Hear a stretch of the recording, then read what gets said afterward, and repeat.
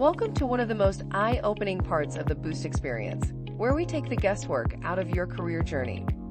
Right now, you might be wondering, what should I train for? What's actually in demand? Will it even lead to a job? Well, this is where it all starts to make sense. You're about to get an inside look at the real numbers, the data that shows which careers are growing, what they pay, what they require, and how they're changing. This isn't theory, it's not guesswork. It's labor market information, and it's your career cheat code. Whether you're just getting started, changing direction, or trying to level up, understanding L&I helps you move with intention, not just momentum. We're going to walk you through how to read it, how to apply it, and how to connect it to your strengths, interests, and future goals. Let's go open some doors. You don't have to be a labor market expert to make smart career decisions. You just need the right information and a little guidance on how to use it. We like to think of career opportunities like doors. Some are wide open, waiting for you to walk through. Some are locked, at least for now. Others might open, but only if you bring the right key, the right training, the right timing, or the right experience. That's where labor market information, or LMI, comes in. It helps you scan the horizon and ask, which doors are open for me right now? Which doors might be worth unlocking? And which ones should I walk right past?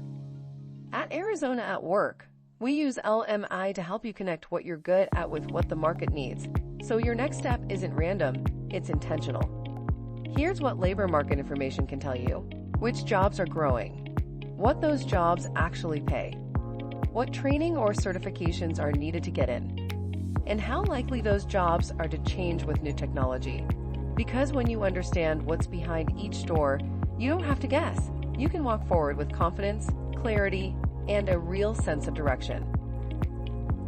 This labor market information represents regional high-growth, high-earning potential career pathways.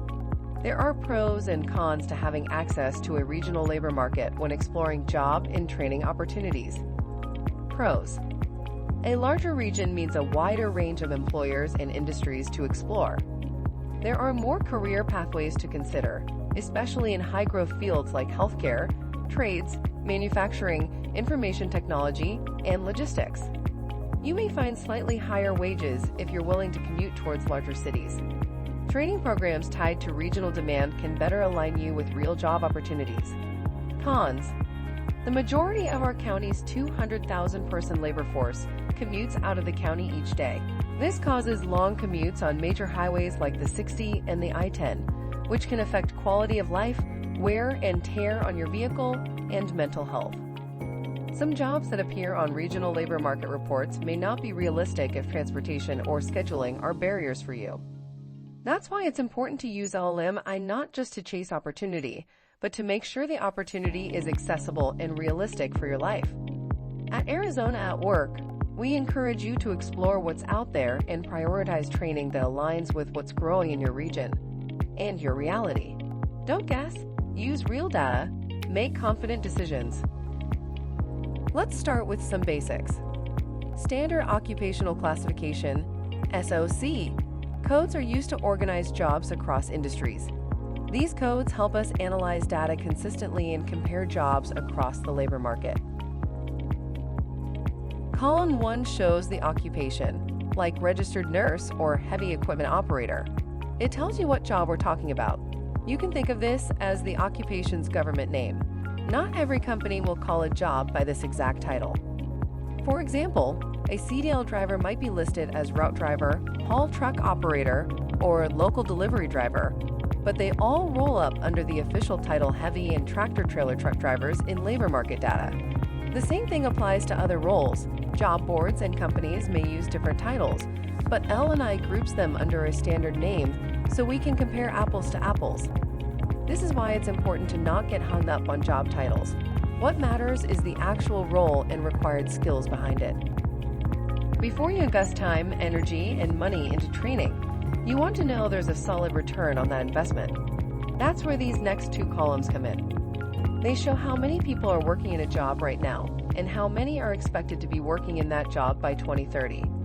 At first glance, the numbers might just look big, but here's the key. What's the trend? Is the number going up or going down? If the number is growing, that's a good sign. The job market is expanding and more doors are opening. But if the number is shrinking, it might mean the job is becoming more competitive or disappearing altogether. And context matters. During the 2020 pandemic, jobs in healthcare, especially in hospitals and support roles, actually dropped in some areas.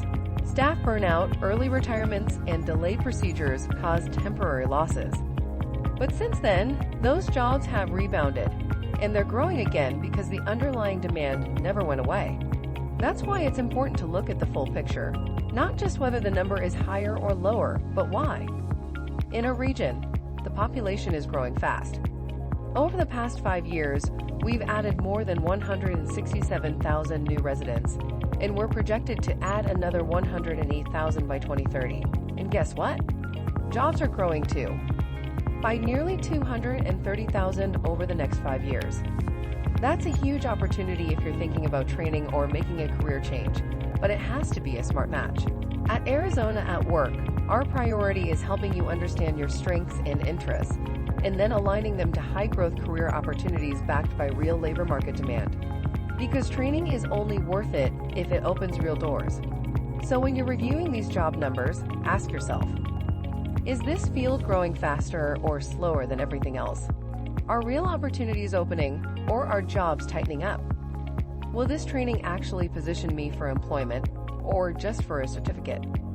The more you understand the trends, the better you can match your training to what the region needs and step confidently into a career that has room for growth.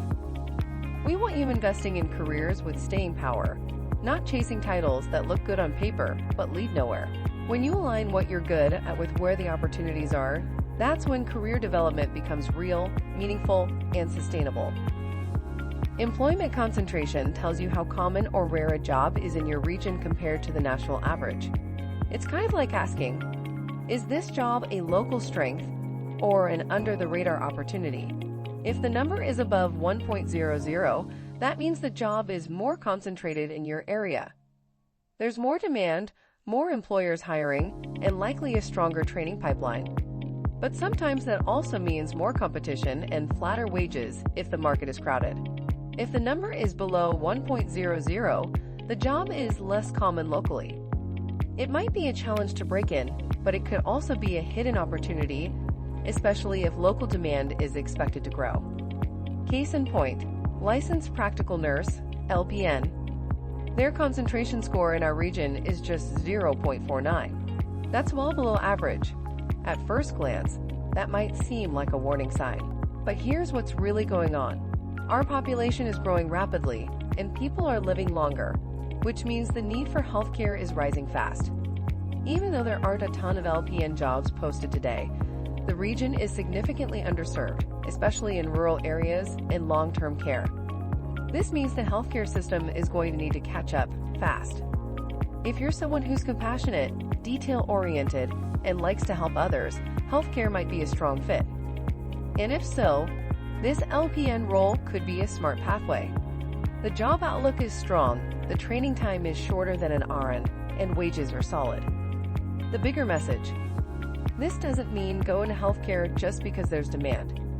Boost is all about aligning your strengths, interests, and goals with real opportunities. But what it does mean is, use L&I in context. Don't just look at the numbers, look at what's happening in your community. If healthcare feels like the right path for you, L&I helps you see where the need is growing and where your strengths might really make a difference. Let's talk about wages, and more importantly, how to read them the right way. Columns 7, 8, and 9 show what people earn in a specific job, not just one number, but a range. The 25th percentile is often your starting point. What someone earns when they're just getting started in a career pathway. The average is what workers tend to earn after gaining some experience and skill. The 75th percentile shows what highly skilled, experienced professionals can make, sometimes in leadership or specialized roles. Here's why this matters. Let's say your goal is to earn $50,000 a year. That's a solid target. But what if LMI shows that the starting wage is more like $42,000? That doesn't mean it's the wrong path. It just means you need a plan. Can you manage your budget at that starting wage? How long might it take to reach your target? What steps, like certifications, new skills, or better networking, will get you there faster? Let's take electricians as an example. In our region, entry-level electricians earn about $23 an hour, just under $48,000 a year. The average is closer to $30 an hour, about $62,000 a year. And experienced electricians, especially those who supervise or specialize, can make $70,000 or more. So if you're starting out at $47,000 but want to make $60,000, the path is there, and LNI shows it. Now here's a smart strategy to speed up that path: registered apprenticeships. Apprenticeships let you earn while you learn. They offer structured training, mentorship, and built-in wage progression. So as your skills grow, your paycheck grows with it. And unlike informal training, registered apprenticeships lead to nationally recognized credentials, which add versatility and mobility to your career, giving you more options down the line. Instead of waiting to finish school and then hoping to get hired, apprenticeships pay you from day one and give you real experience that counts. And don't forget about the power of relationships. Networking can unlock opportunities that don't show up on job boards. A job referral, a mentor, or a connection you made during training can open the door to better wages, sometimes even at the entry level. So here's the big takeaway. Don't just focus on what a job pays today. Look at the full earning story. Plan your start. Position yourself to grow. And choose smart pathways, like apprenticeships, that build momentum with every step. Let's talk about change, because the world of work is changing fast. Column 10 is called the Automation Index, and it helps you understand which jobs are more or less likely to be affected by technology in the future. This number doesn't mean your job is disappearing tomorrow. It just looks at the tasks within a job and asks, how likely is it that some of these tasks could eventually be done by machines, software, or artificial intelligence? Some jobs rely heavily on human connection, quick decision-making, and adaptability. Others follow the same process every day and are easier to automate. For example, registered nurses have low automation risk. Their work requires empathy, communication, judgment, and care. Now compare that to some production or clerical jobs, where much of the work is routine. Those are more likely to be automated. But here's the boost perspective. Automation isn't something to fear, it's something to prepare for. Let's look at a few real-world examples. In the military, human pilots still fly missions that require judgment and split-second decisions. But they can also remotely control drones, combining human skill with tech safety. In mining, it's no longer a guy with a pickaxe. Now it's engineers operating heavy equipment from secure control rooms. In Phoenix, Waymo driverless vehicles pick up riders using an app. No human driver required. That's already transforming how we think about transportation and logistics. At the grocery store or in fast food, self-checkout and kiosks have reduced frontline cashier roles. But the workers who learn how to manage, troubleshoot, or support that technology, they become more valuable. So what should you do with this info? If you're entering a field with a high automation index, it doesn't mean don't do it. It means stay sharp. Pay attention to how the tools in your field are changing. Learn them early. Adapt your skills. That's how you stay ahead of the curve and make yourself hard to replace. And here's something powerful to consider. Up to 85% of the jobs that will exist by 2030 haven't even been invented yet. That's right, you may end up thriving in a job that doesn't exist today. The best way to prepare? Build the kind of strengths that transfer: communication, critical thinking, digital fluency, and curiosity. So here's your boost. Don't resist change, run with it. Stay curious, stay learning, and stay ready. Because as long as you're growing, you'll always have value, no matter how the world of work evolves.